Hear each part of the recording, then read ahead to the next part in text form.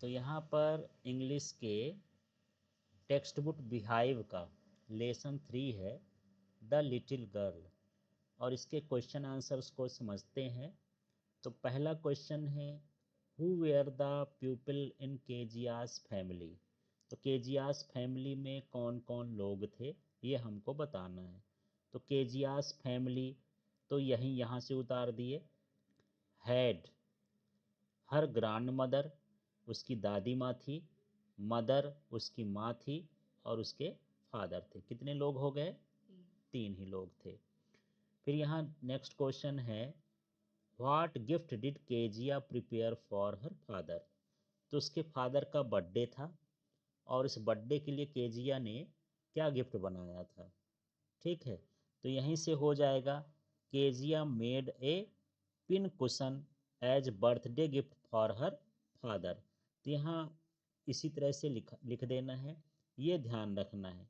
माने एक तकिया उसने क्या किया था, बनाया था, पिन कुशन बनाया था।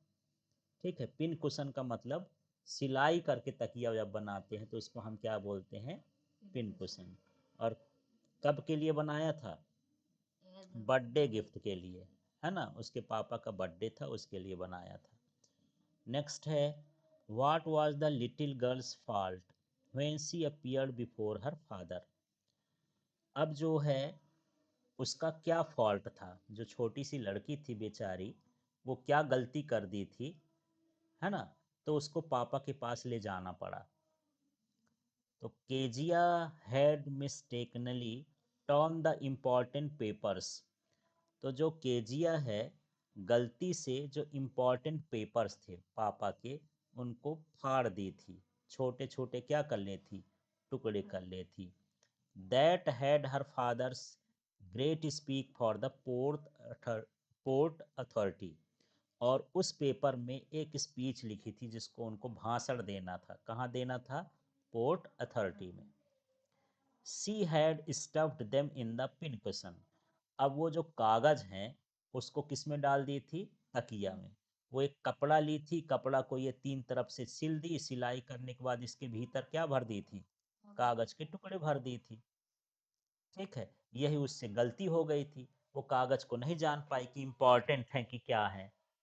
ठीक है, इसके बाद ये 4th नंबर का है, why was Kezia afraid of her father. वो अपने पापा से क्यों डरती थी, केजिया। तो यहीं से देखो, Kezia afraid of her father, यही पूरा ये तो क्वेश्चन से उतार दिए। Because he was very strict. वो कैसे थे, बहुत स्ट्रिक्ट थे। He never expressed his love for her. और अपने प्रेम को वो जताते नहीं थे अपने बच्ची के साथ, इसलिए उसको क्या लगता था, पापा से डर लगता था। अब इसमें ये जो 5 नंबर का क्वेश्चन है, इसमें बड़ी बड़ी लाइन है। तो बड़ी लाइन इसलिए है कि इस चैप्टर से 3 मार्क्स के भी क्वेश्चन आते हैं।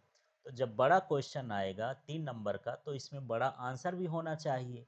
जो ऊपर के क्वेश्चन हैं ये कैसे हैं, 2 नंबर के हैं, तो एक एक दो दो लाइन के हैं।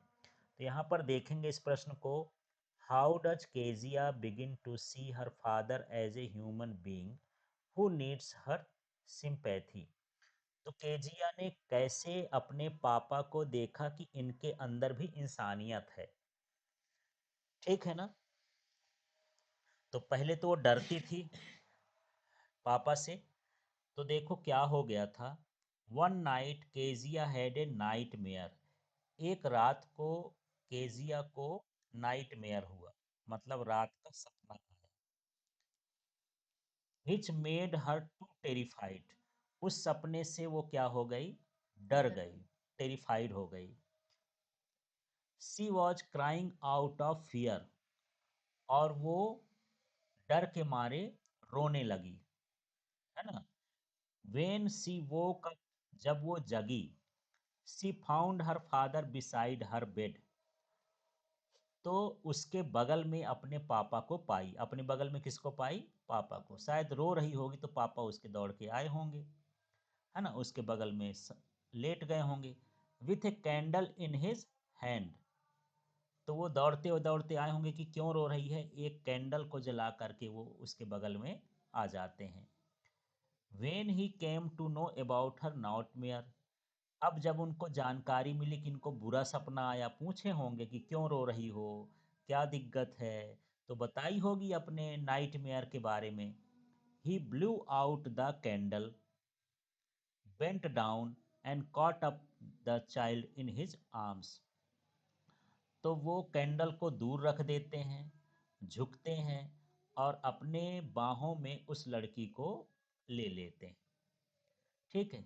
ही carried her to the big bedroom, बड़े बेडरूम में उसको ले जाते हैं। बड़े बेडरूम माने अपने बेडरूम में, है ना।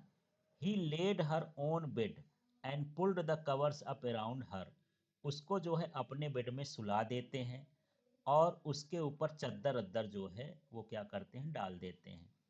Apart from this he lay down beside her, और इतना नहीं, उसके बगल में वो सो भी जाते हैं। After this incident she started seeing her father as a human being, इस इंसिडेंट के बाद उसको अपने पापा में इंसानियत नज़र आने लगा। अब वो डरना बंद कर दी। तो इस तरह से यहाँ पर आपको पूरा डिटेल करके बताना है। ठीक है। तो इसको लर्न करना है, अपने से वर्ड्स बना सकते हो, नहीं पूरा इसको याद करो। इसके बाद यहाँ पर इस चैप्टर से कुछ MCQs आते हैं, मल्टीपल चॉइस क्वेश्चंस। तो इसको देखते हैं। Kezia's father could not play because, Kezia के जो पिताजी थे वो अपनी बच्ची के साथ नहीं खेल पाते थे। इसका मतलब ये है क्यों। He was to tired after work, वो काम करके जब आते थे तो बहुत थक जाते थे, उनकी हिम्मत नहीं होती थी कि बाहर निकलें, तो सोफा में लेट जाते थे वो रुमाल उमाल रख करके, है ना। अब टाइम ही नहीं मिल रहा था बेचारे को, तो सो गए। अब खेलने वोलने नहीं जाते। तो why did Kezia tier the papers, अब जो है केजिया ने पेपर को क्यों फाड़ा था, क्यों फाड़ा था, टू फिल द कुशन, तकिया में स्टफ करने के लिए, उसको भरने के लिए। जैसे हम लोग तकिया में रुई भरते हैं, बेचारी को रुई नहीं मिला, कपड़ा नहीं मिला, तो क्या भर दी वो, कागज भर दी, इसलिए पेपर को फाड़ दी थी वो। नेक्स्ट है, what did Kezia's grandmother ask her to make, grandmother ने उसको क्या बनाने के लिए कहा था। हाँ, उसने बोला था कि ये गिफ्ट बना लो, a gift of pincushion, मतलब हाथ से सिलाई करके एक क्या बनाना है, तकिया बनाना है बर्थडे गिफ्ट के लिए पापा के। ठीक है। तो ये MCQ हो गए। इसी तरह के छोटे छोटे क्वेश्चन आते हैं। अब इसमें एक्सट्रैक्ट भी दे देता है। एक्सट्रैक्ट का मतलब अंश होता है, पूरे पाठ में 4-6 लाइन लिख देगा और फिर उससे 2-3 क्वेश्चन पूछ देगा। तो चलिए यहाँ पर देखते हैं। The McDonald's lived next door, तो जो मैकडोनाल्ड्स थे वो उनके पड़ोसी थे। नेक्स्ट डोर का मतलब बगल में रहते थे। दे हैड 5 चिल्ड्रन, उनके कितने बच्चे थे, 5। Looking through a gap in the fence the little girl saw them playing tag in the evening, तो जो लिटिल गर्ल थी वो झांक के देख रही थी कि उसके पापा और उसके बच्चे एक गेम खेल रहे हैं, उसका नाम क्या है, टैग। इवनिंग में खेल रहे हैं। The father with the baby Mao on his shoulders, जो उसका बच्चा था माओ जिसका नाम था, उसके कंधे में चढ़ा था। Two little girls hanging on his coat pockets, दो छोटी छोटी बच्चियां उसके पॉकेट में झूल रही थी। ठीक है। रैन अराउंड, और उसके चारों तरफ घूम रही थी।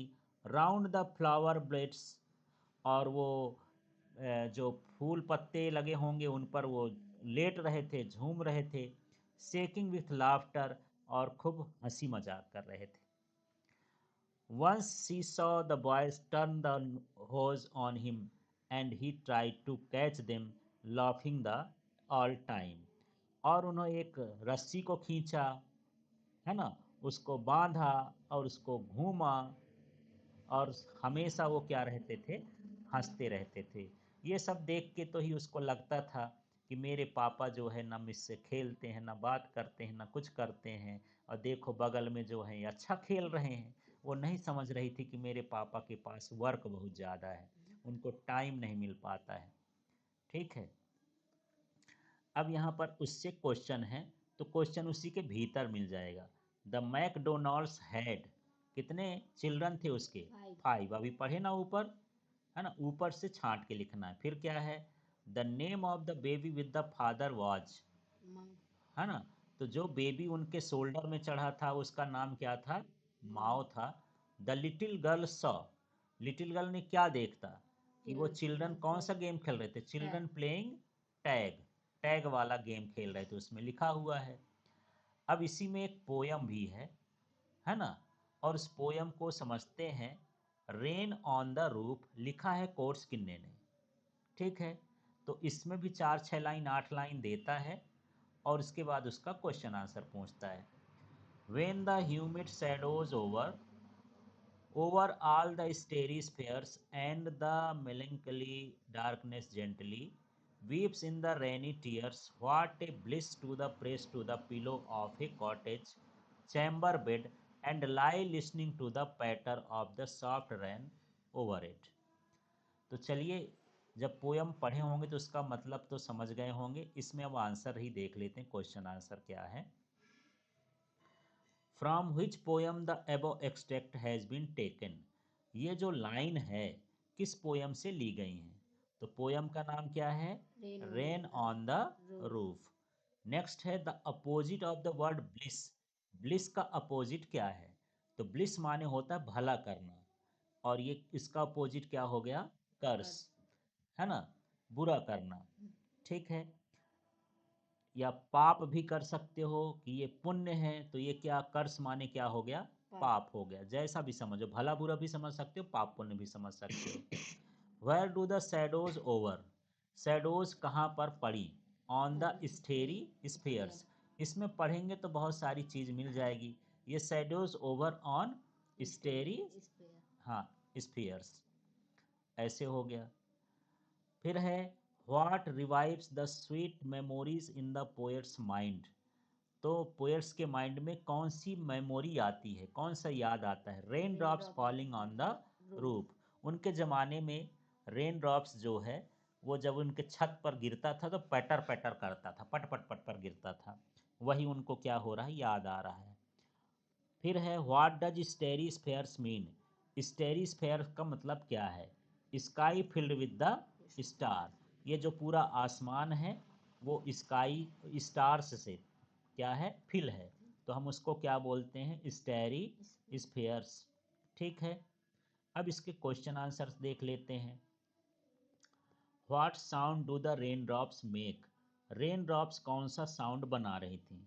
तो the raindrops make sound of patter, इसी से लिखना है ना, द रेन ड्रॉप्स मेक, ये तो इसी से लिखे हैं। Sound of patter on the roof, roof में पैटर का साउंड, पट पट, पैटर माने पट पट पट, जब पानी गिरता है तो ऐसे गिरता है ना, ऐसे। फिर क्या है? What makes an echo in the poet's heart, जब ये आवाज़ सुनता है तो उसके हार्ट में क्या पता चलता है? The sound of rain drops on the roof makes an echo in the poet's heart, ठीक है। तो ये जो रेन ड्रॉप का साउंड है वही उनके हार्ट में क्या पैदा करता है? इको, ठीक है। फिर नेक्स्ट है what is the single major memory that comes to the poet, कौन सी एक मेमोरी है जो पोएट पर याद आती है ना? The single major memory that comes to the poet, ये इतना सारा तो यहीं से लिख लिए बुक से, क्वेश्चन से, है ना, दैट तक। Of his mother and her fond look, उसको याद आता है उसकी माँ और उसका सुंदर सा चेहरा, है ना, चेहरा मान लो या उनका लुक मान लो, पूरा शरीर ही समझ लो, वो याद आता है। नेक्स्ट है who are the darling dreamers the poet refers to, poet ने किसे डार्लिंग ड्रीमर्स कहा है?